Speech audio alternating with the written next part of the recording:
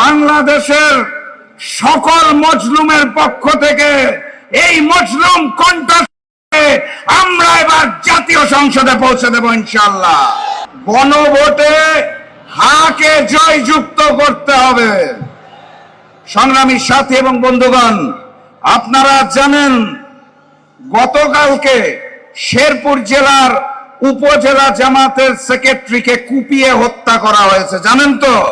কিছুক্ষণ আগে press conference করে বলেছে শেরপুরের ঘটনার সুষ্ঠু তদন্ত করতে হবে।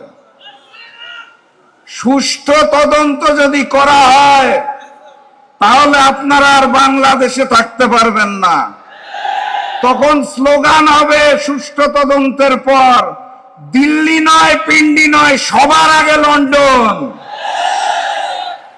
সংগ্রামী সাথী এবং বন্ধুগণ, তারা বেঁচে রয়েছে মিথ্যাচারের উপরে। আজকের এই সমাবেশে প্রবেশের মুখে আপনারা রাজপথে হয়তো লক্ষ্য করেছেন যে সুন্দর করে সাজানো একটা বাস দাঁড়িপাল্লা আছে, আগামী দিনের প্রধানমন্ত্রী ডাক্তার শফিকুর রহমানের চেহারা আছে, দেখেছেন নাকি? তারা প্রচার করছে এই বাস নাকি ওই লন্ডন থেকে আগত মুফতি তারেক রহমানের দেখা দেখি জামাতে বানাতে হয়েছে।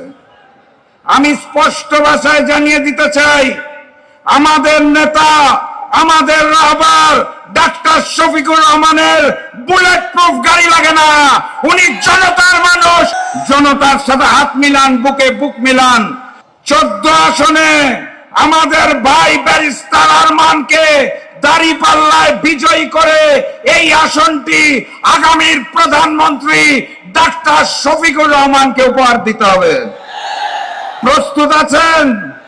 তাহলে জালেমদের বিরুদ্ধে স্লোগান ধরেন, নারায়ে তাকবীর, নারায়ে